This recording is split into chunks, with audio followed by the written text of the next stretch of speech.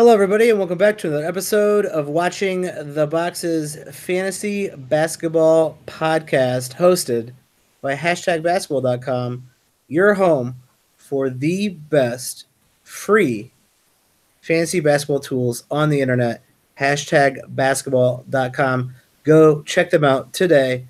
I'm your host, Mike Catron, and joining me as always is my co-host, Tyler Watts. What's up, Tyler? It is a great day, Michael. We are talking about a very fun topic, and that is some people to get rid of in the sell high market. And I like that. There is nothing better. So, these are the keys to a good season. And I think a lot of people try to buy low and sell high every week. And if you're trying to do that every week, great. That's exactly what you should be doing. Props to you. That's how you play the game. That's how you maneuver your way up. My issue is people who think they will always buy low and sell high every week, and always overvalue their own players and put out bad trades and don't make those slight adjustments. You're probably not going to make a trade every week. Probably should be trying to make a trade every week or so, but you're not going to make a trade every week. It's not going to happen. Nor do I think you should make a trade every week. Yeah, the market is too much in flux, especially at the beginning of the season. Small sample size theater out there. We do not have people reverting to the mean right now, which is a good time to exploit people who you need to buy low, which go listen to our earlier buy lows this week and last week. But sometimes you could sell high on a guy that is actually really good, and you blew it. Yeah, and I think if you trade too much, you're cycling through maybe too many players and you're not holding someone who could be potentially great. Absolutely.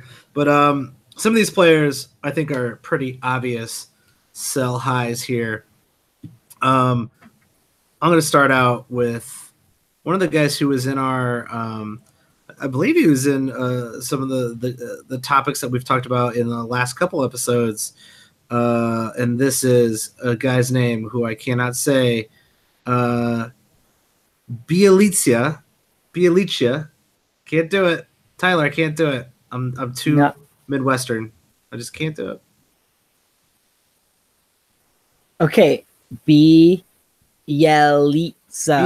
That rhymes with pizza. Pizza. So Nicholo Bia Pizza. Okay, so here's a really cool thing about Mr. Nemanja Bjelica. Okay, Kings have played 10 games. Okay, they're 6-4 now. I don't know that anybody thinks that's gonna last, right? I actually hope so, because I want the Bulls to be terrible and the Kings to actually finally get out of the Bulls' way of being terrible. But I don't think that's going to last at all, though I do think Bielica's value and position in the starting lineup is a little bit more permanent than some people are giving him credit for. Sure, okay, that's fine, and they paid him, so you could say that.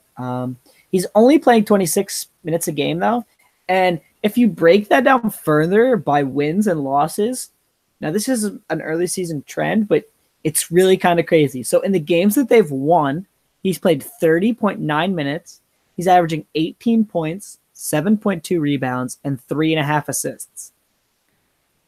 If you look at the 4 games they lost, he's averaging only 20 minutes a game, and basically every one of those stats I just read gets cut in half. He's averaging 9 points, 3.8 rebounds, and only 1.8 assists. Now, call it small sample size, call it a fluke, but I think that they see reasons to go when they're behind, and perhaps it's maybe just a matchups thing. I don't super know, but I am worried a little bit about Bielica playing the massive minutes. And in 25 minutes a game, I'm not sure Bielica is – I think he's fantasy relevant, but I'm not sure he's must own. And I think he's getting picked up in a lot of leagues. And if that minutes number goes down even a little bit, I think that's probably going to eliminate his value. And you can just look at a lot of things that aren't super sustainable, like the 56% shooting. He's never really been there. He's doubling his assists, his career high in assists, and he's only playing 6 minutes more per game. I would say, like, in the short term, Bielitsa is definitely a ownable player, a rosterable player. Yeah, but to be on everybody's roster, should not be on the waiver wire in any league. But I'm with you in the long term. Right now, per game, he is ranked 31st. That's definitely not sustainable. 56% from the field, definitely not sustainable. I do think like the 26, 27 minutes is a lot more sustainable than maybe you do. But it's a good point to say we don't know. There is a risk there. And the worst case scenario is he falls back into 20 minutes a game and is not standard league relevant at all. And now you have a player not standard league relevant that you have to drop for no value. So why not go look for someone who you know is going to stay top 70, consistently top 70 valuable, and get him on your roster instead of taking a risk. This is not a don't play the hot hand. This is a have less risk on your team by moving Bielitsa. And I like that logic, Tyler. I'd trade Bielitsa to get Goran Dragic 7 days a week and twice on Sunday. That's too many times. I'd only trade him like 4 days a week. But I think I like his I guess position in this rotation a little bit more than you. But you do have a much closer view of the Sacramento Kings due to your time as being held hostage as having to beat right for the Sacramento Kings. Well, and here's the other thing we know about Jaeger, too. Like, at a moment's notice, he will just change the rotation, and it may not make a lot of sense to anybody but him. Yes, it probably won't.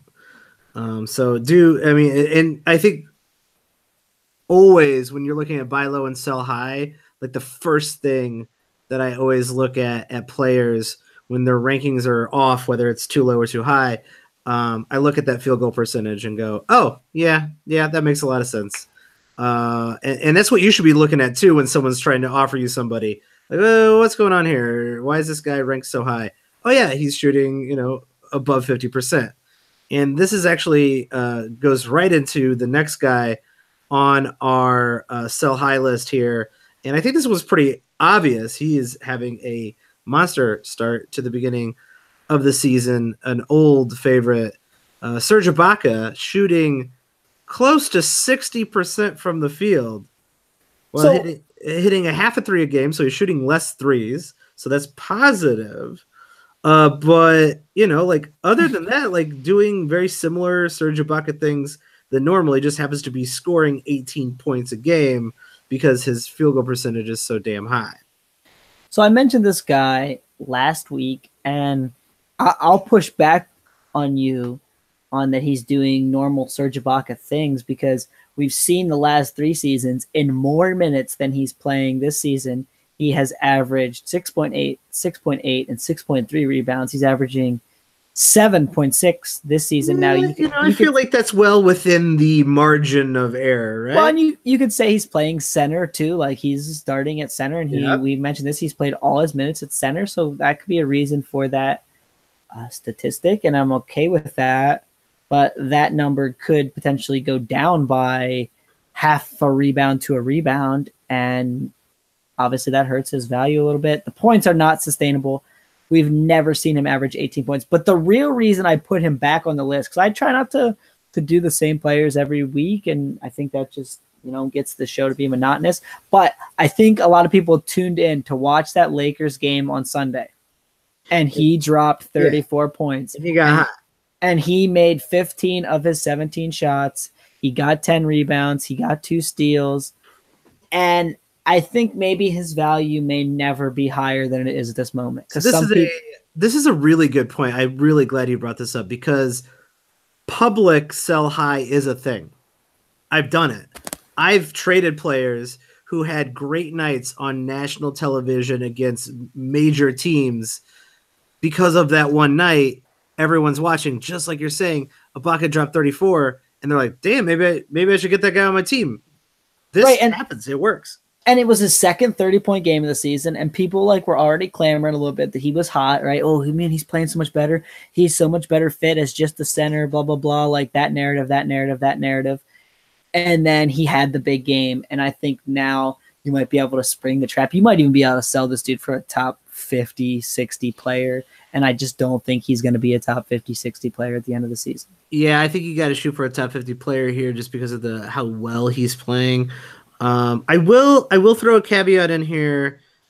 This feels like if you're playing with people who know what they're doing, they're going to see this one coming. So they're going to look at Serge Ibaka and go, "Yeah, buddy, you're trying to pull somebody in the top 50 off my team for Serge Ibaka. You're not going to make it happen." But this could be in those scenarios. You got to sweeten the deal. You got to maybe a 2-for-1. Maybe you add in another player. Ibaka still is going to have some value to those veteran players. And you go look at what Ibaka did just 2 seasons ago, playing 30 minutes a game, 15 points, 7 rebounds, hitting 1.5 threes a game. I don't know if he probably won't get to that point at all, but he can be someone who is reliable, and like almost like some leagues Ibaka was going undrafted. Like he was being picked in those 10, 11, 12 rounds, and just a lot of that had to do with boring name. Well, a lot of that had to do with ESPN ranked him like super low. Yeah, I'm not gonna let people blame ESPN's shitty rankings for not picking him as a top 100 player, because he's a top 100 player. He always has been. And we said that going into the season, and he's going to be a top 100 player this year. But he's not going to be a top 50 player. So I got an interesting trade that I will offer you right now on the air. Oh my God! Here's the move. Okay, you got Bjelica and Serge Ibaka. Okay. I've got Mr. Aaron Gordon.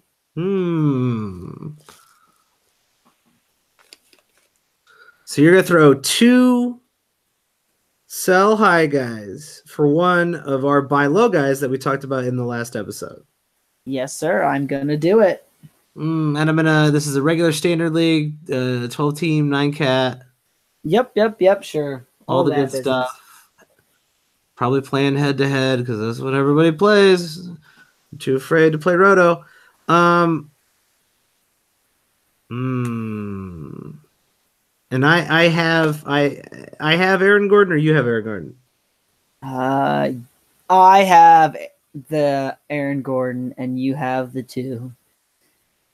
Yeah, you know what? I don't know. Yeah, I'd make that. I would send that trade. I'd say, okay, check it out. Yeah, I think that's kind of a good move to make in the sense that I just don't know. Because when you think about it, it's Ibaka for Aaron Gordon.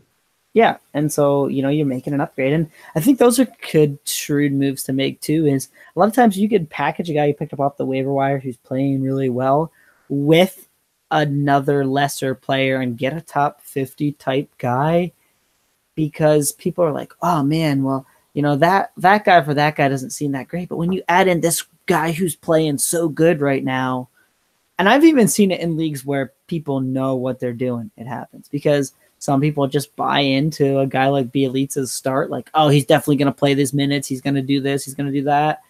And they'll make the move, and then they'll regret it at the end of the season going, man, I can't believe I bought into that guy. Like, oh, I'm an idiot. Bjelica turns out not good, and the Kings suck. And why do I ever trust the Kings?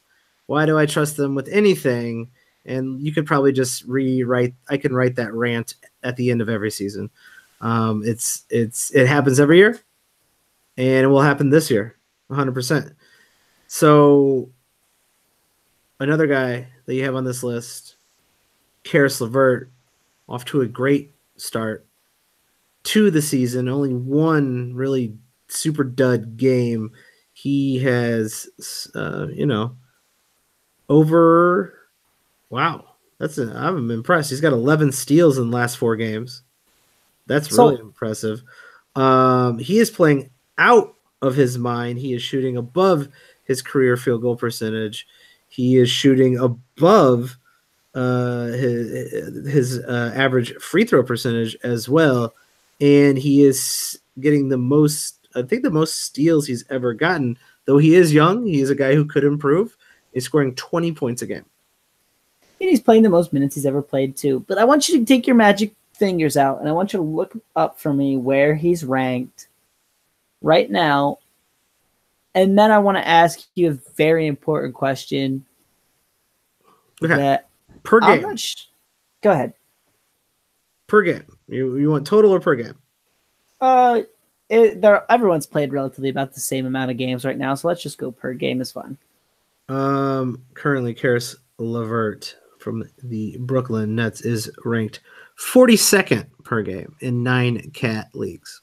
Okay, perfect. So the question is, where does Karis LeVert finish the season? Because the narrative is he's scoring 20 points a game. He's looking good. Some people thought he was going to break out, and now he's quote unquote breaking out after 10 games. I'll say this though, the Nets started him a combined 36 games in his career before this season. This is his 3rd year. So maybe even the Nets didn't believe in him that much until now. And now they're kind of making this stink about, we wanted to get him the ball more, and we wanted to do this, and we wanted to do that. But it could just be because they've had some injuries to Alan Crabb and Damari Carroll, and they kind of been forced to thrust Karis LeVert into a larger role. But I'm kind of interested to see what you think of where, at the end of the season, when we're looking back, I don't care if you want to do per game or totals, Sure. Doesn't really matter. Like, where do you see Karis LeVert fitting into the grand scheme of this picture? He is playing a larger role on this team, but I do actually think he's playing a larger role on this team for a reason. He's a young talent. He is really improved every year, and so it's not really out of like normal variance to have someone who's 24 years old taking a mini leap. Am I expecting him to be a top 40 fantasy player? No, probably not. Once there's a few more mouths to feed in Brooklyn, his usage might go down just a little bit. But I'm not like gonna throw him in the trash. I'm not gonna throw him in the gutter here. They do play quite a few teams in the East, so his ability to play minutes and score is going to be fine. I think he could be somewhere in the 65 range when it's all said and done this year. We know that plateau from 40 to 80 is there, and I think he is kind of in the middle of that first plateau. Yes, I am with you 100%. And I think there are definitely people who are valuing him as a top 50 player. It's weird.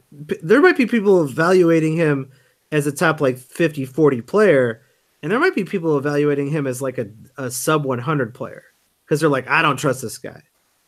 That's probably true too. I think there's probably a lot less valuing him on the low end of that scale. But yeah, I'm with you, and that's why you have a lot more teams in your league. You got to find the right deal.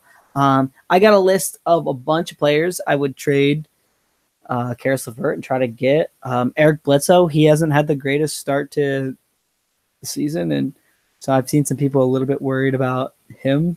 Yeah, that's actually been really weird. Those Milwaukee games, sometimes I got Bledsoe and Middleton on one team, and sometimes they just go off, but other times they're smoking the other team so bad that they're just sitting. Yeah, but at the end of the season, I think Bledsoe ranks much higher. Yeah. Perfectly fine. A couple other guys, that we mentioned on our buy low list, you could trade him for Jeff Teague. I think Jeff Teague at the end of the season ends up much more valuable than Karis LeVert. I'd even say Jason Tatum, which we mentioned on our buy low list. I don't know that you can make that move just because Tatum obviously feel has a lot of name value. But there's another guy I'd much rather have than Karis LeVert. Yeah, I agree. And we could name probably a bunch more guys, Mike Conley, like all those guys I'd rather have than Karis LeVert. And I just feel like Karis LeVert, you can probably move Karis LeVert and get one of those guys that's a little more safe. I'm with you. Like there is some risk there. I do think there's a lot of upside. I think for the experts out there, or at least people who play fantasy basketball, there's probably guys like you're saying who really, really value him, and they're like, oh yeah, like I had him on my sleeper list, and right next to Jared Allen, and like he's really performing, and I really want him on my team. He's going to definitely do this the rest of the season. Some people get a little too ahead of themselves on that kind of stuff, and then you got the flip side. Like I said, it's a lot less, but it's the guys who play a lot who like think 2 steps ahead, and they don't need to, and they basically out trick themselves. Where they're like, well, Karis LeVert's going to fall off the planet, obviously at some point, so I need to sell him. Just like I don't need to sell high, I just need to sell him. And then you end up selling him for like a top 75 player, and then Karis LeVert still finishes ahead of that guy, and you've outfoxed yourself. You double crossed yourself. Yeah, you're an idiot, is what you are. So stop doing that. Stop living your idiot life. That's right. Couple of the next 2 guys on this list, on this sell high list, are pretty high up. Not just name recognition, not just normal value, but right now, very, very valuable. I'm very impressed with the start that Kyle Lowry has had to the season on this Toronto Raptors team, this smoking hot Toronto Raptors team. No DeMarre Carroll. So, the ball's flowing free. Did you just like throw out a 2013 Toronto Raptors reference? I had a brief stroke, and I thought it was 2013, and I thought DeMarre Carroll was having a breakout 29-year-old year. So props to DeMarre Carroll. I'm talking about DeMar DeRozan. Whether you want to admit it or not, DeMar DeRozan is a bit of a black hole when it comes to the basketball. And when he gets the ball, he dribbles it, he pounds it, he backs people in, and he's very, very good at what he does. Certainly better than Melo at that. But now Kyle Lowry, in a free-flowing offense, is averaging 18 points and 11 and a half assists. I think, is he leading the league in assists right now? Fact. He is leading the league in assists. Wow. And he's shooting 50%. Talk about like obvious unsustainable stats. And not only that, he's averaging 0.6 blocks a game, and his career high blocks per game is 0.4. So that's probably not sustainable. And on the shot attempts he's taking, there's no way he's going to average 18 points. And so, yeah, there's a lot of ways that Kyle Lowry is going to fall off. But here's the other thing, too. Okay, so I thought Kyle Lowry was getting fairly drafted before the season, but it was a little bit below where he had been drafted in the past. It felt like a little bit lower than he should, but like not like insultingly where you're like, what the hell's going on here? You're like, okay, yeah, he takes a few steps back. Okay, fine. And so I think you could probably maybe get him for that value that we saw him get drafted at the last 2 or 3 years. And like, here's a deal you could maybe make. Like, could you take your Kyle Lowry and get Jimmy Butler? I think that's a net win for you. Yeah, I think so. And so, like, a player like that, maybe you could take your Kyle Lowry and get a Victor Oladipo who hasn't started off super, super hot. I think that's probably a win for you. I like that. I like that move too. Here's where I'm going to throw a little wrench in there, though. Kyle Lowry always gets off to smoking hot starts and then kind of falls off. So this is like very typical of him. He often, like in those years where he was like per game 11, per game 13, he would get off to such a hot start that his like mediocre second halves, he still ended up per game like 13. So this is very typical of a Kyle Lowry season where he gets off to a smoking hot start. Not sure I want to trade him just yet. And if the assists are up, now 11.5, I don't believe that for a second. But 8.5 in a league that doesn't really have guys who get assists much more than 8. Just because he's got a little bit better team around him, is that sustainable? Yeah, I mean, it certainly could be. I'm not ready to sell high on Kyle Lowry, but I think you are right that, like, Oladipo, Jimmy Butler. That's what I mean. Okay, so long term is the right choice. I'm trying to capitalize on a mid to high second round player for him. Yeah, I think if that's the maximum you're ever going to get for him. So if you can make that value now, great. I also think the minutes could step back a little bit. He's playing 34 a game. We've seen DeLon Wright miss some time. We've seen Fred VanVleet miss a game or two, which are obviously Lowry's 2 primary backups. And so I think that pushed them to play Lowry a little bit more. I think they probably want him more around that 32 minutes a game he played last season.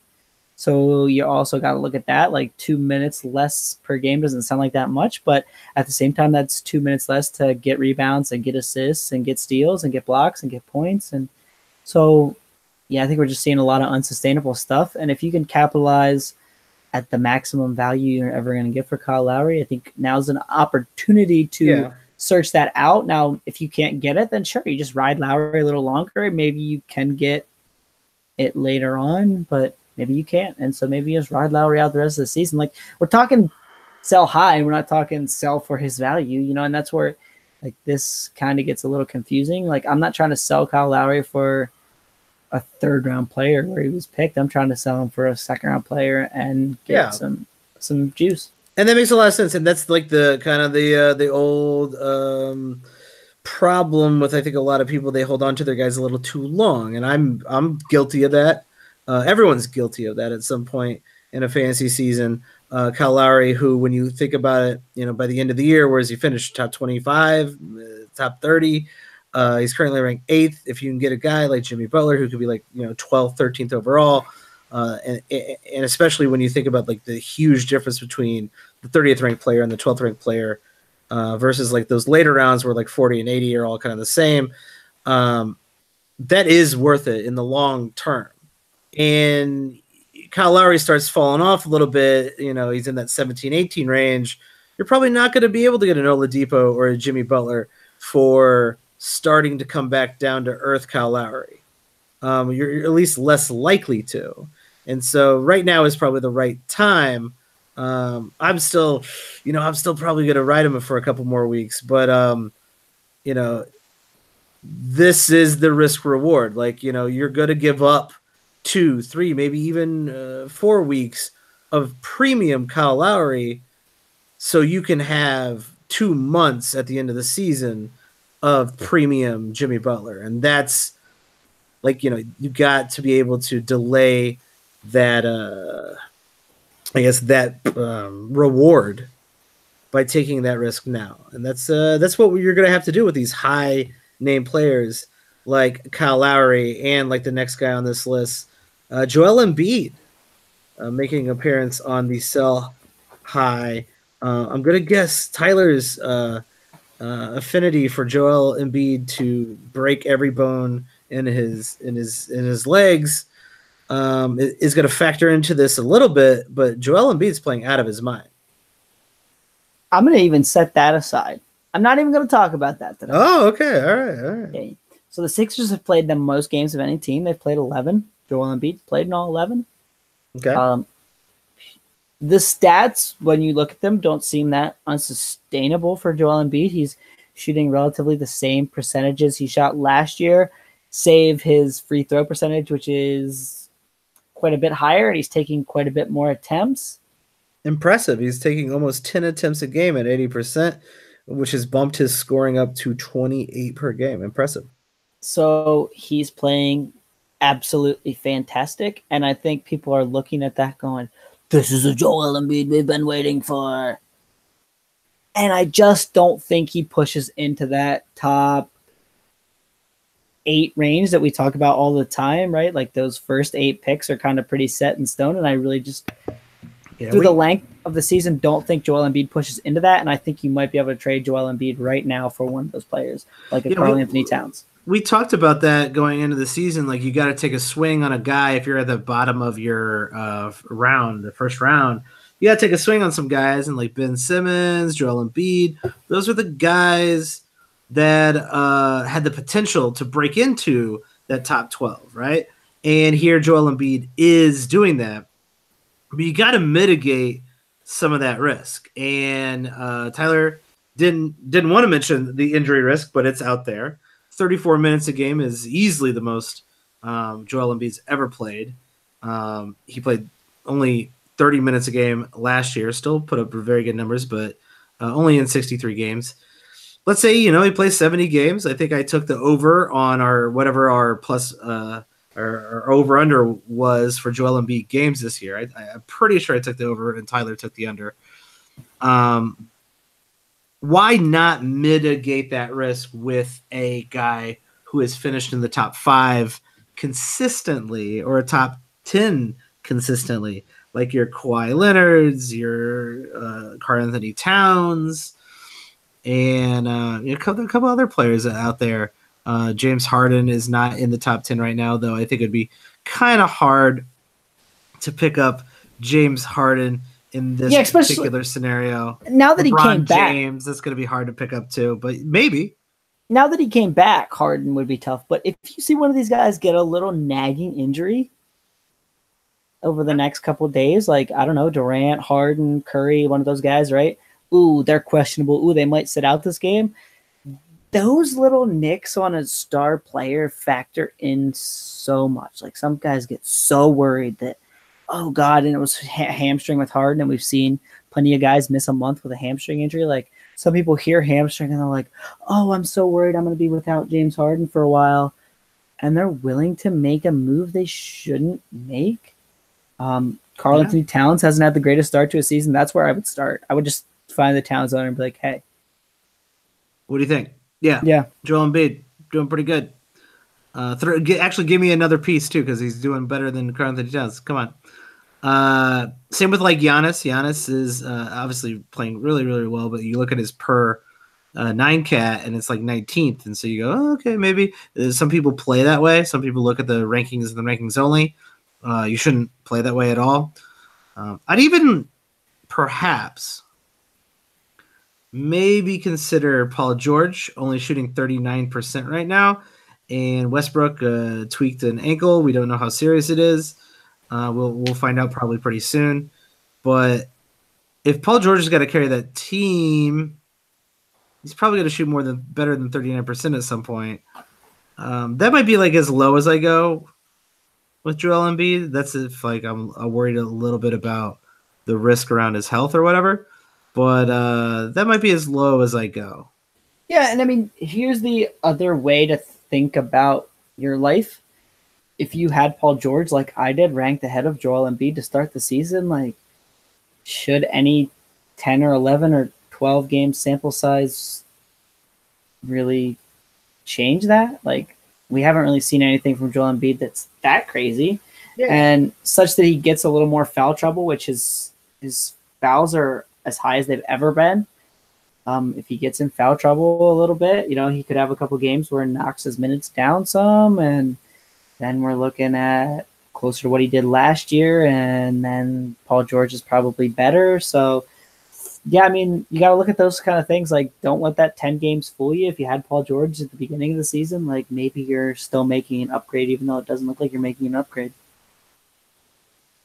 Yeah, you got to remember that. Kind of like the look-ahead line when you're thinking about betting on football and stuff. Okay, yeah, this team got blown out the week before, but 2 weeks ago they were like 6-point favorites going against a certain team. Just because they got blown out, like maybe that's just a small sample size issue, and that's the same problem here. Joel Embiid, small sample size issue. Paul George, small sample size. By the time everything evens out, all the games are played, you're looking at something much closer to your original look ahead, your original predictions. And you should trust those. Like, maybe you're wrong. Maybe you were wrong. Maybe Joel Embiid stays healthy and plays 34 minutes, and you made the wrong switch. But if you want to mitigate some of that risk, now's the time to do it with Joel Embiid playing so well and being healthy and playing 34 minutes a game. So just something to think about there. And I mean, that's kind of how you got to sell high. Like, you're never going to be able to super sell high on some guy who plays one hot game or who just does something super crazy. And it's always hard to move those guys at the top of the league. Yeah, it is, and it is, and it's not too, right? Like, I mean, if you're looking for a deal, you can always find one, but at the same time, like, to get a deal that you feel great about, I always think it's much harder to do, because like some trades, I look at it and I'm like, oh, I definitely won that one, and even if it doesn't work out, I feel like my process was right. So at the end of the season, I'm not that upset. But if I trade two players that are very highly ranked, like especially 1-for-1, I sometimes look back at the end of the season and be like, man, I should have stuck with what I drafted, because what I drafted was the right move. Yep, people get anxious, especially right around this time. People panic in the first 2 weeks, but then this is when people go, something is actually wrong with my team. I need to do something, and it's still a very small sample size right now. So don't get too crazy, but also exploit those who are getting nervous with our buy low and sell highs for this week. That is it for Sell High, and we really appreciate all you guys listening. Leave feedback for the show if you want to hear more stuff like this, different topics. You got questions for the show, or questions just for me and Tyler. Send us feedback on Twitter. You can find me at Watch the Boxes. You can find Tyler at Tyler P. Watts. That's WATTS. And we're always open to new ideas for the show, new topics, and we want to basically put out the content that you want to hear. You're the listener. That's the whole point of this. So if you're not getting what you want and you want to hear something else, let us know, and we'll adjust accordingly. And we've been doing that. We've been getting good feedback from our Patreon subscribers out there. Patreon.com/watchingtheboxes. Go join now. It helps support this show, and you will get exclusive content during the season. And Tyler's got something up his sleeve, I think, for our Patreons. I can't give it away yet, Mike. Don't tempt me. Don't tempt me. I'm excited. We're not going to tell anybody. This is a super secret Patreon exclusive content. So patreon.com/watchingtheboxes. If you want to check that out, that's it. We will see you soon. Thanks for listening, and good night.